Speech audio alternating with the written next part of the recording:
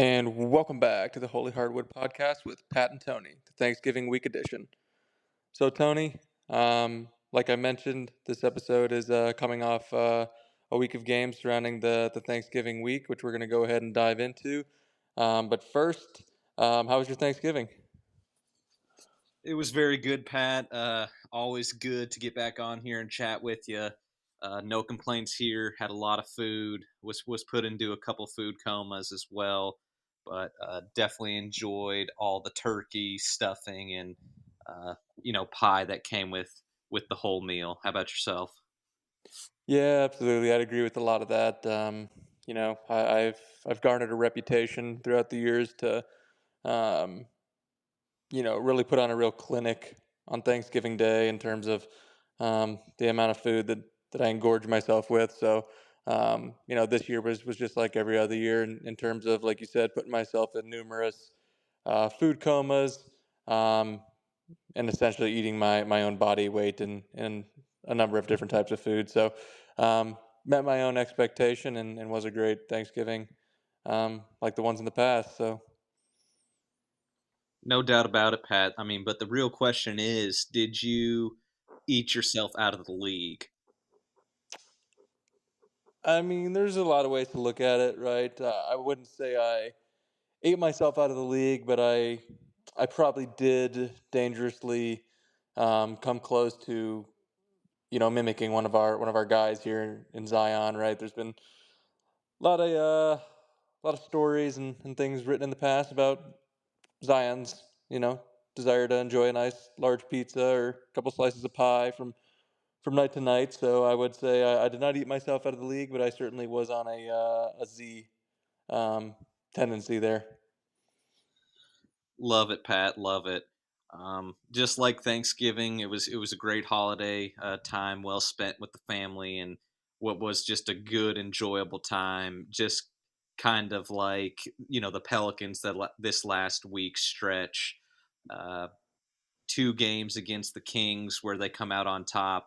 Big in-season tournament game against the Clippers that they took them down, went West Coast and beat them at home, as well as a defeat Saturday night against the Jazz team off of a back-to-back. But all things considered, really really good stretch of games here for the Pelicans, and they ended the homestand the right way and got on the winning track on the road, especially in that big in-season tournament game. Yeah, for sure. And in memory of the time of the year that we're in and the holiday that we just passed, I figured we could go ahead and start this show with maybe each of us going ahead and listing an item or two that we're thankful for relating to the Pelicans when looking at this team.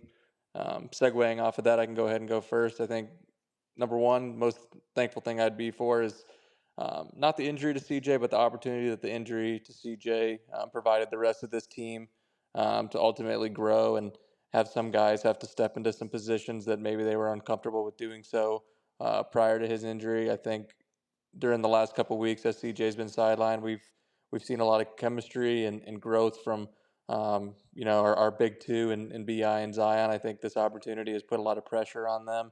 And as many say, pressure either is going to burst pipes or make diamonds. And I think when looking at a totality, especially over the last week to 10 days that you've highlighted, I think this group and this duo, um, you know, really stepped up and really showed a lot of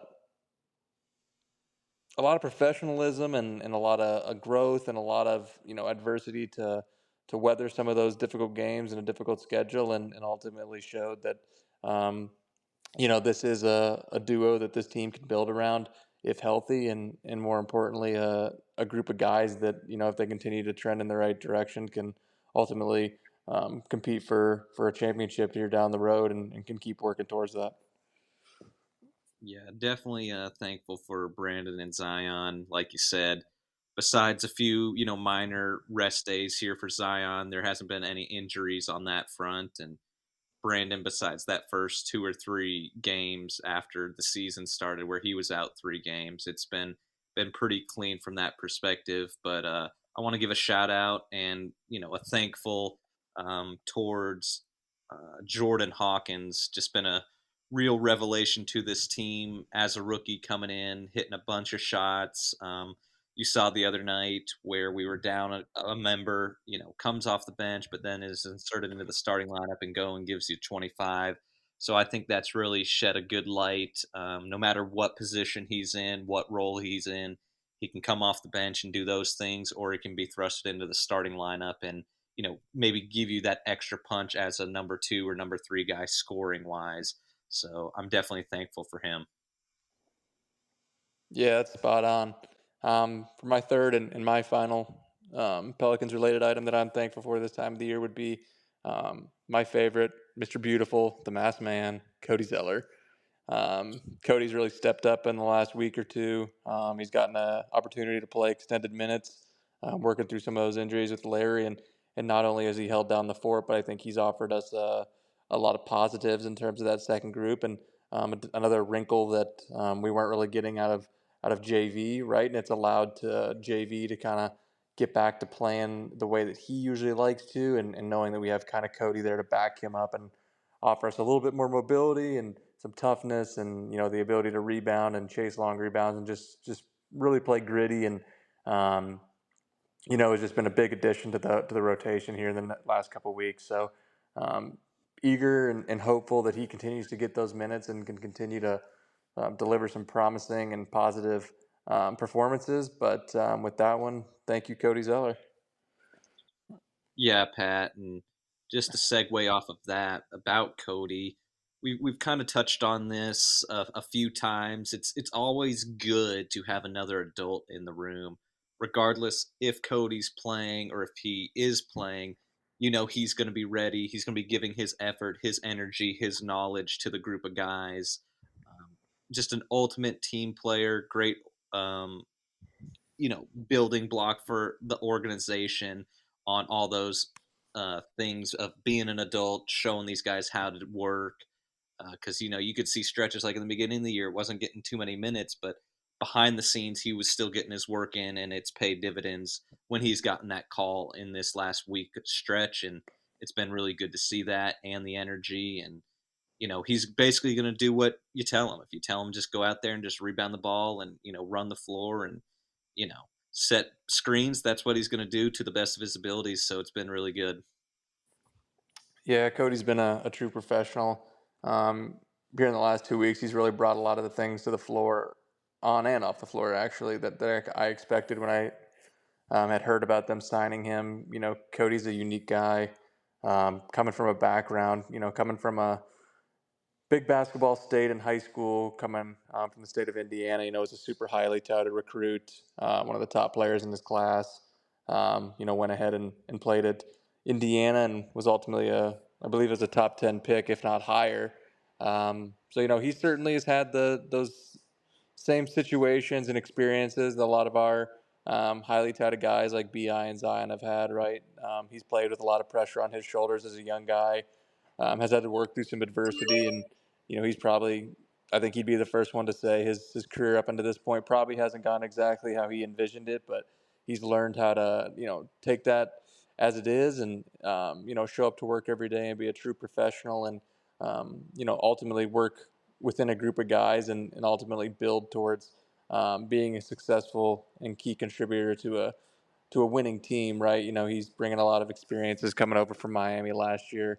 Regardless of however you felt, his role was and how much of an impact he had. That certainly is a growing experience. It's an organization that a lot of teams, tend to try to emulate and bring a lot of characteristics over from a winning group like that. So he's really exemplified everything that you expected when signing a guy like Cody Zeller, and he's really fit into that role nicely. So, nothing but positive things to say about him.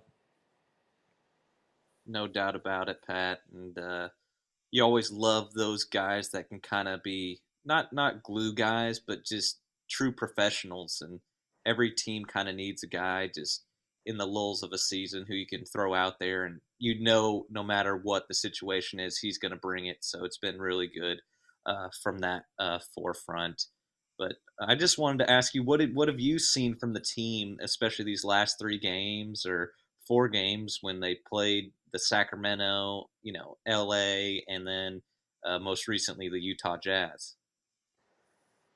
I think you saw a team that is realizing what they can do, during a night in, night out basis. They certainly have a lot of really good pieces and individual players that offer a lot of different skill sets.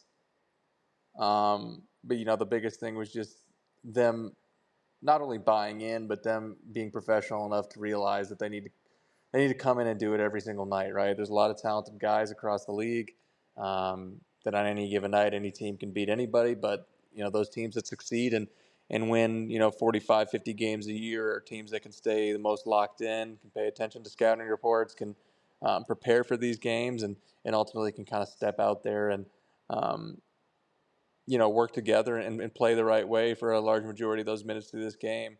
I think you saw a team that I think it's safe to say has probably one of the higher ceilings in the league if everything pans out correctly, right? That's always a big if for everybody, but just in terms of youth of the roster, a mix of experience. They have a lot. They have two very high level players from an offensive perspective that can bring a lot of different things, um, and can be very dynamic.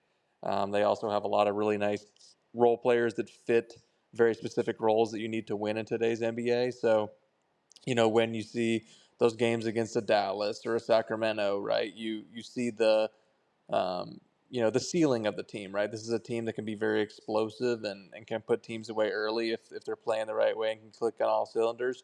But you also see a team that, although despite being very talented, albeit they were missing a guy like Zion on that back to back, if they don't come in there and aren't super locked in from the first minute to the 48th minute, it's a group that can have another team sneak up on it and let a game or two slip away. So I think, although it's painful to lose a game like that was truly yours for the taking. I think it is a nice refresher and wake up call on the back end of that winning streak, just to say like, hey, I know we're headed in the right direction as a team. We're doing a lot of growing. A lot of positives have occurred over the last week or so, but let this be a refresher that if we don't show up and do those little things, and we don't do the small things as a group and follow the scouting report and play in a very high detailed manner, we're just as susceptible to being beat on a given night as anybody else.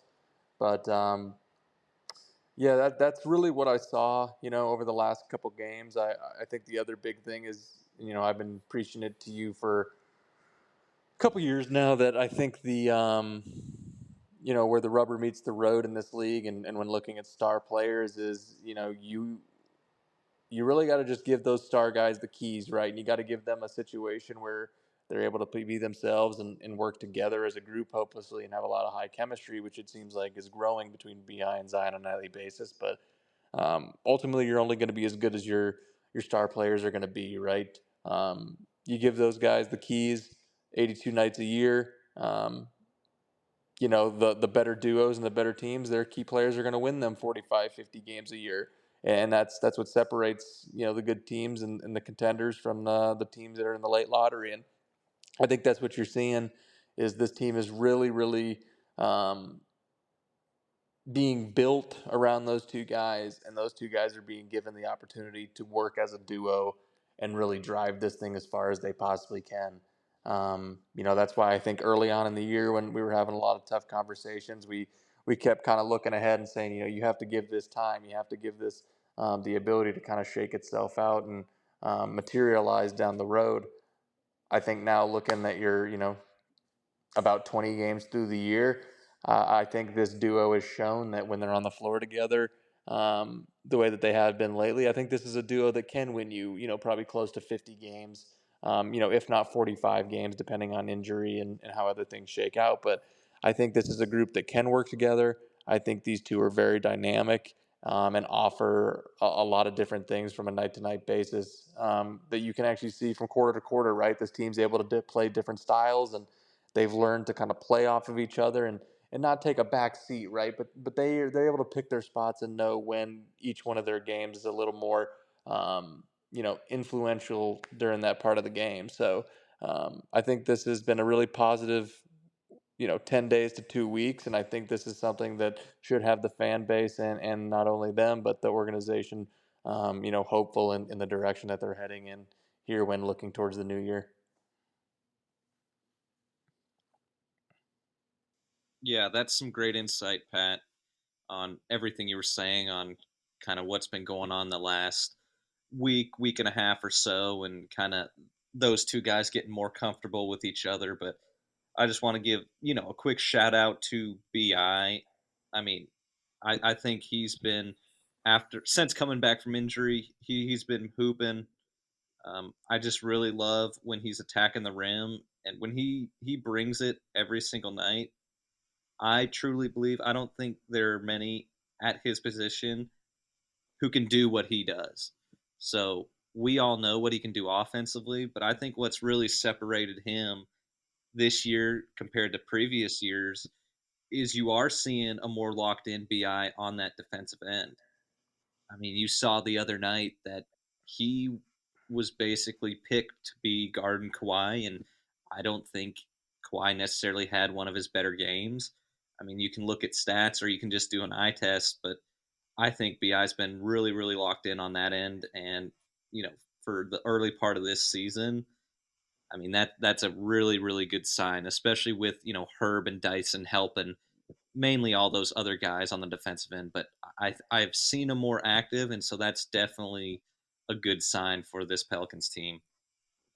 Yeah, no doubt. And I agree with that sentiment. I think this is probably the best version of BI in terms of defensively we've seen in his career, especially over this last 5 or 6 game stretch. He is really, really locked in, and not only just from a physical standpoint in terms of being a good defender, right? In terms of being long, staying in front of guys, being in the right spot.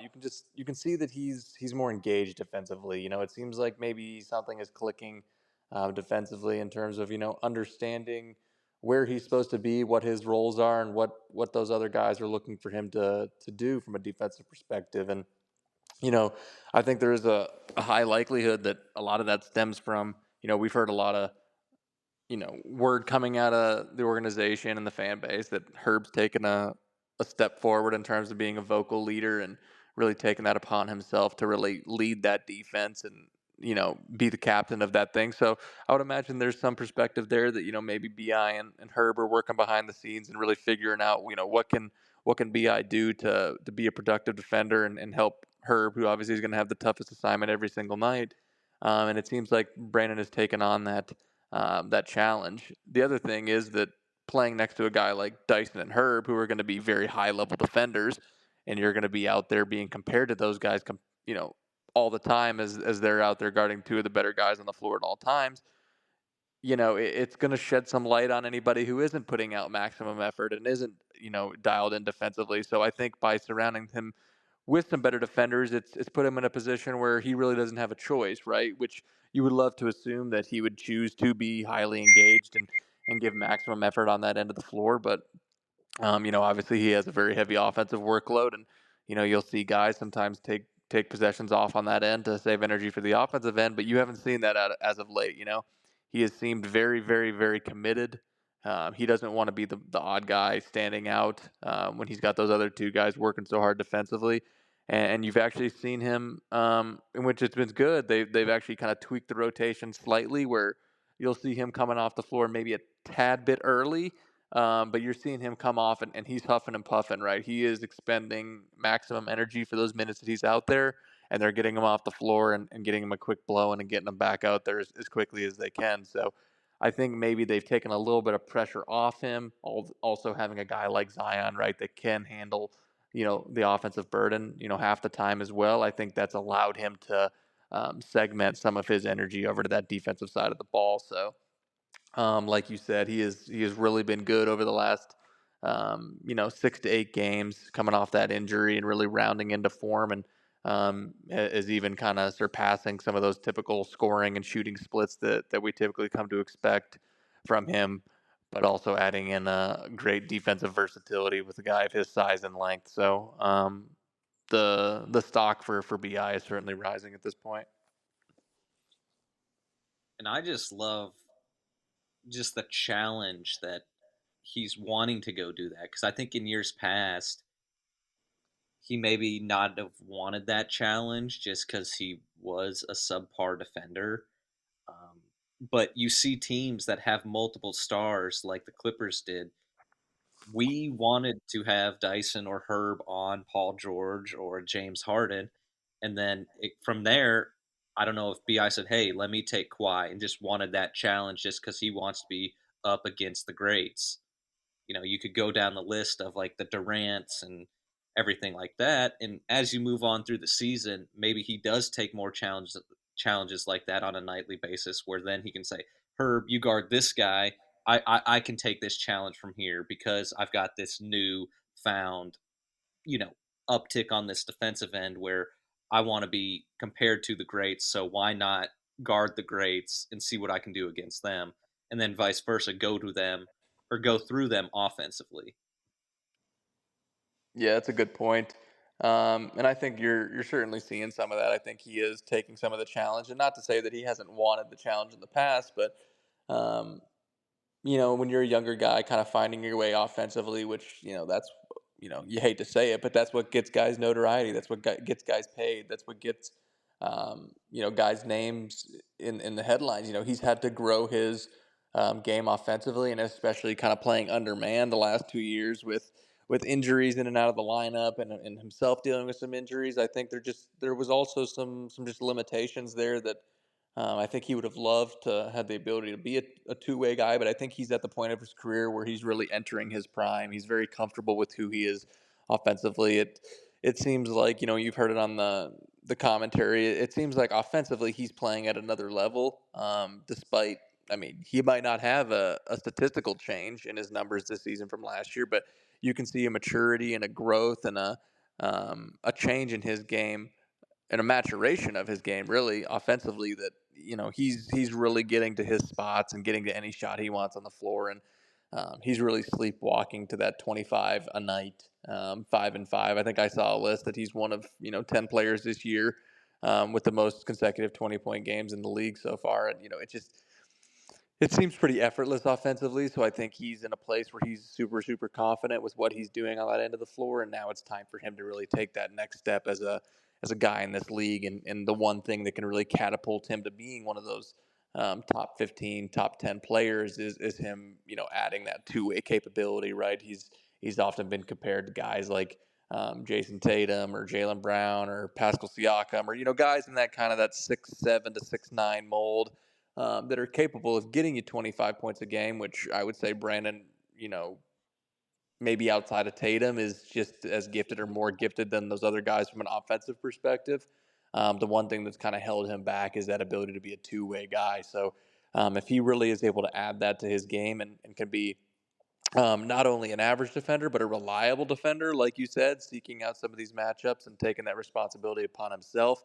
I think that's where you see Bi really catapult himself in terms of where he's held upon the upper echelon of these players league wide. And I think at this point, obviously all dependent on health and team success. I think he's making a very strong case for himself in the West to potentially get another All Star nod if he can continue this success that he's finding at this point in the year.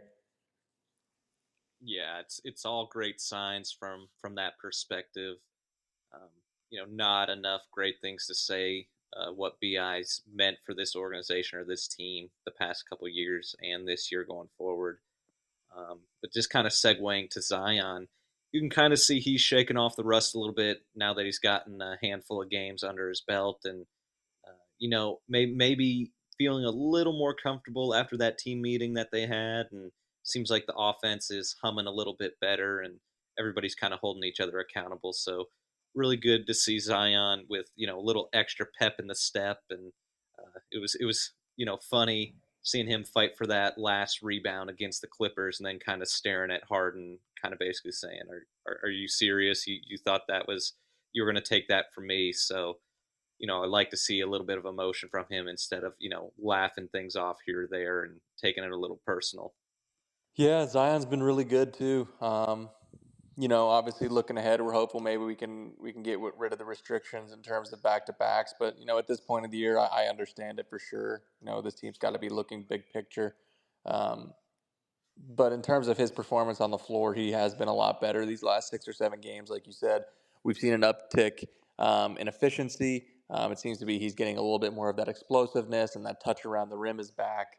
And not only that, really the way that you can judge Zion's engagement and the way he's feeling physically is also kind of what you were referring to with Brandon. He looks to be a step quicker defensively. He's getting in some of the passing lanes. He's being engaged and playing with a high basketball IQ on the defensive end of the floor, which then he's able to reward himself and get out on the break and get some easy buckets and catch some lobs and do all those things. So, um, in terms of those two guys from an offensive perspective, I think, even now, based on, the early production and the struggles they were having, I think even when you look at them now, their numbers are a bit skewed. I think both these guys are right around that 25 a night range. I think this is two guys you can pencil in for about 50 a night, which would get them, within, the top five in terms of scoring duos. I'd have to look at it, but I would imagine probably the highest duos around 53, 54 a night. Um, but they have the capability of doing that, and each one of those guys possess a game that they can even take that to another level on a night in night out basis. So I think really what you're looking for them is to continue growing that relationship between the two of them, learn how they can best maximize their games while playing off the other one, and also make life easier for that other guy. Right? There's going to be certain nights that some matchups just fit one guy's game a little bit better, and that's okay, right? That's not a demotion or anything like that. That will come full circle, and each guy will have their opportunity to do so. What if they're doing it in the right way and they're working together and they have the maturity to have those conversations and realize, hey, this is a Zion night. Hey, Bi, I know this team doesn't have a great matchup for you, and you can get to wherever you want to go. Let me play off you. Let me help you get open shots. Let me do all these things. Right? That's what takes this team from being a very good team and a title contending team to a team that you can actually say, hey, this team's going to be making some noise in late May and early June, and has all the pieces that are needed. So as long as they continue that growth and don't get, um, stagnant and rest on their laurels and say, hey, well, look, we've got to figure it out. No, this is going to be something that they're going to have to work on throughout the entire year, because as these games get tougher and tougher, this team's going to need to rely on those two guys more and more to really lead the way and to kind of drive that path and clear that path for those other role players. So in terms of Brandon and Zion, I think this is about as positive as a place they could currently be in. Yeah, just going off the last four games with both of them in action, Brandon's averaging 28 and a half, 5 rebounds, 4 assists, 53% from the field, 45 from three, and, mid 80s from the line. And Zion's averaging 27, 4.5 boards, 5.5 assists on a 60% field goal percentage. So you Yeah. just see kind of the uptick from like the first 5 to 10 games that those guys were putting up number wise compared to these last 4 or 5. And you've kind of seen, I think, that switch be turned where you're saying, let's give these guys the keys. Let's have them work off of each other. And then they're truly being intentional with their matchups of saying, oh, this guy has the matchup tonight. We're going through that.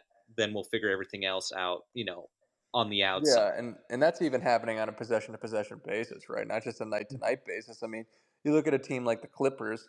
That's going to be one of the harder matchups for this team, regardless, just because they do have two high profile wings with good size and are very capable defenders, and they've got a lot of other pieces that can be nuisances and really bug those two main guys. And they were taking turns possession by possession, right? Bi was picking his spots whenever he was getting favorable matchups in the pick and roll. They were finding Zion on switches. That's that's fine. I mean, if you just take what the defense is giving you and you just take the right shot and you get that guy the ball that has a good look, right? Things are going to work out the way that you want. The numbers are going to shake themselves out, and both those guys are going to be, coming out with very similar amount of shot attempts, and things are going to be very similar. I like I said, I think both those guys are going to finish around 25 a night. And then I would expect both of them to have an uptick in assists too, as they're getting more firepower with Trey and CJ, right? So, um, one way or another, we knew it. They had to just lean into this group, and it was either going to work, and you were going to see, hey, these guys are both, all star caliber for sure. But probably both of them make a case for making an All NBA team if they both continue the trajectory that they're on, and this team reaches the expectations that they have internally. And it's either going to work or it's not, right? And if it works, then you understand this is the guys to build around. We know what to do, and you can just keep refining and tweaking this group around them just to make it as as deadly as possible. Or it was going to fall the other way, and you were going to have a clear cut answer and say, "Oh no, it doesn't work." But I think um, it's pretty clear at this point that as long as those two guys are bought into the messaging that's coming down from them, from either the organization or the coaching staff, as well as bought into one another, um, prospectively, their games certainly match well together. They can certainly make it work on the floor, and they're a really, really tough duo to guard on a night in, night out basis. No, no, no doubt about those comments there. And I just love seeing, in a big game, yes, it's a game against the Clippers, it's regular season, but with this new in-season tournament, these games do matter. And especially for a group like this where they've made the comments of saying, "Well, we haven't won anything. So why not go for this? Why not go for this in-season tournament and take these games as playoff games?"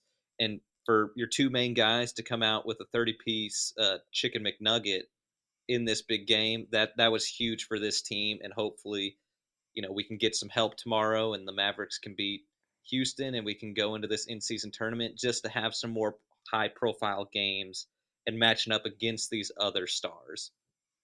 Yeah, I mean, there's to this point, I mean, there's really not a team or a matchup that you don't feel confident when you have those two guys playing the way that they're playing and the way that they're working together. I mean, sure, there's some really great players out there, but I like my chances with those two guys and their skill set against anybody else in the league. Really, when they're playing it this way, I mean, if there's anything that I do fear, it's those matchups against lesser teams, right? And that just comes down to the team not being locked in and not being as motivated and not being as ready to go from the jump, which can come back to bite you, right? As we've seen, but there is no team in the league or matchup, star to star, duo to duo, that I don't think they have a good chance of winning if they're playing the right way. Because just just the way that both those guys play, right? They're just both super, super, super efficient guys that are going to get really good looks no matter how you like to see the game played, right? There's different ways that some people feel the game should be played, but there is no disputing that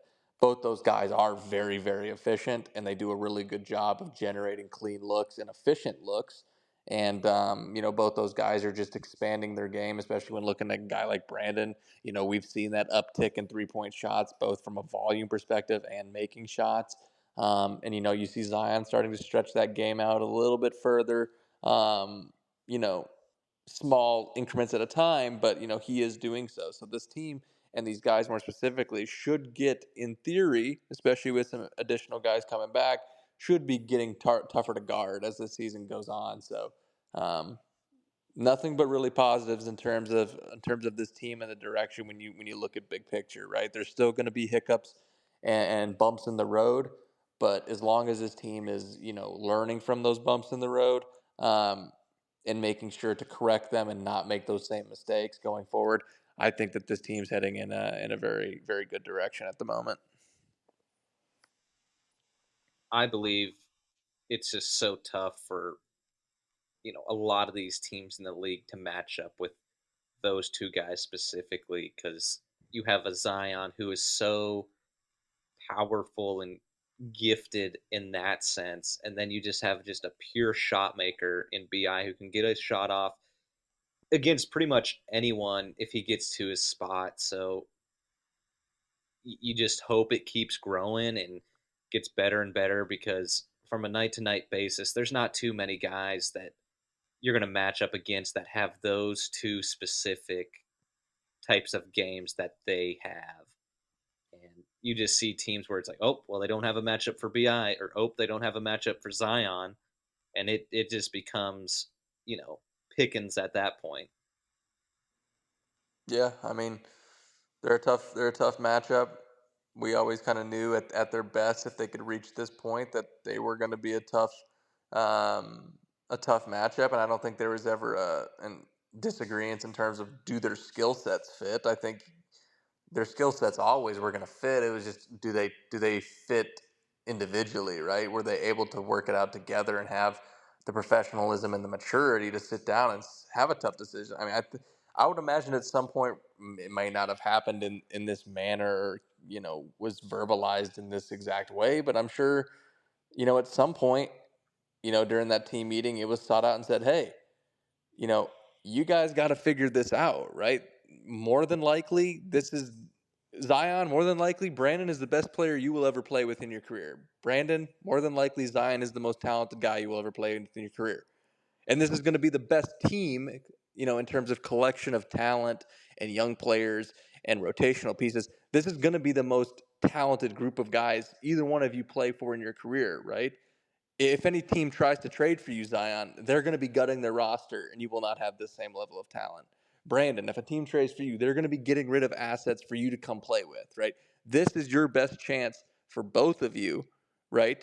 Individually and collectively as a group to reach, those aspirations of contending at the highest level, not only growing each one of their own brands, right, in terms of popularity, but ultimately trying to win and compete for a championship. I mean, I think realistically, when you look at it, this probably next year to 3 years, so this year, next year, and the following, this is the best 3 year window that this team and this organization is going to have to win a championship.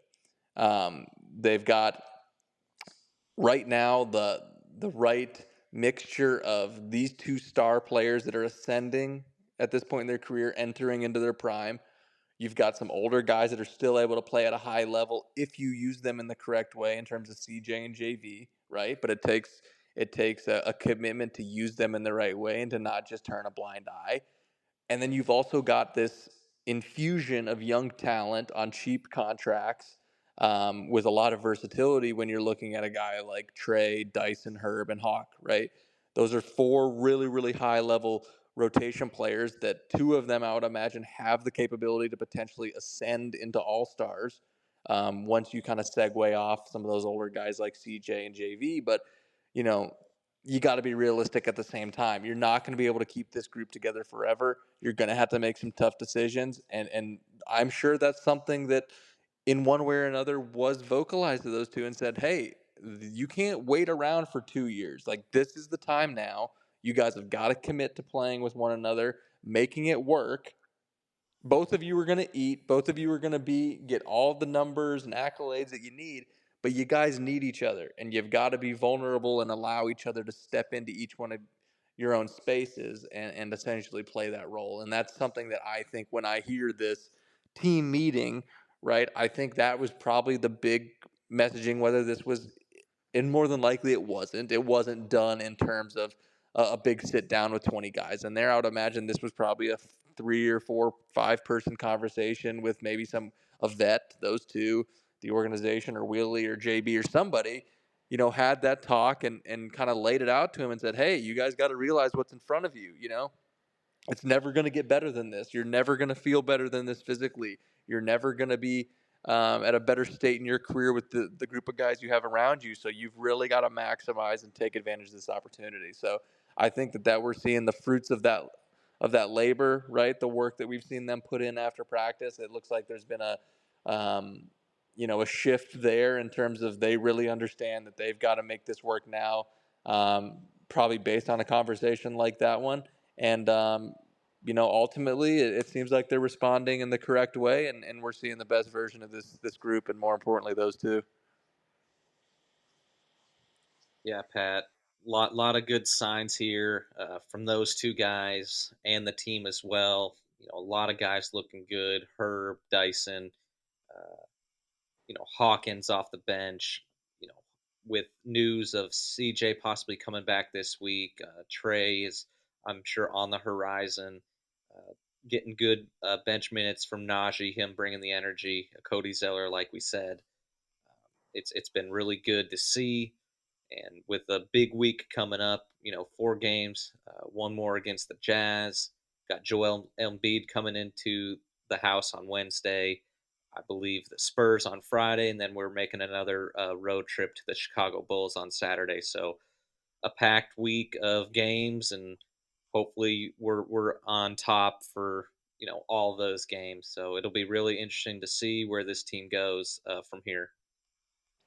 Yeah, it's a big week. It's another opportunity to continue, laying down the roadblocks, and essentially, this is what good teams do, right? You got through that gauntlet that they had the last week or two with that tough schedule. You made a lot of noise. You actually came out of it probably a little bit better than you would have expected, and were really aiming for with that record. But now is the time where you show your maturity as a team, and you have a little bit weaker point of the schedule in terms of like you laid out these next 4 games. This is a slot or a period of time where you'd like to really go 4-0, but I think you really have got to be aiming for 3-1 and no worse than that, right? You've got to win this segment of games and then look to the next part because I know they also have I would say, a pretty favorable schedule in the middle of December as well before the new year. So this is really a part of the schedule where if they take care of business, they can really pick up some steam and start heading in the right direction and start kind of putting their chokehold there on the top side of the West, hopefully. Yeah, I love it. But that's kind of all I have. Really exciting brand of basketball being played here by the Pelicans. Uh, Hopefully, we get this win against the Jazz here and kind of start that momentum again, like we say in this next stretch games, and just really, really loving what I'm seeing. And hopefully, this team can just keep building and building from here. Absolutely. With that, this has been the Holy Hardwood with Pat and Tony. Flock up.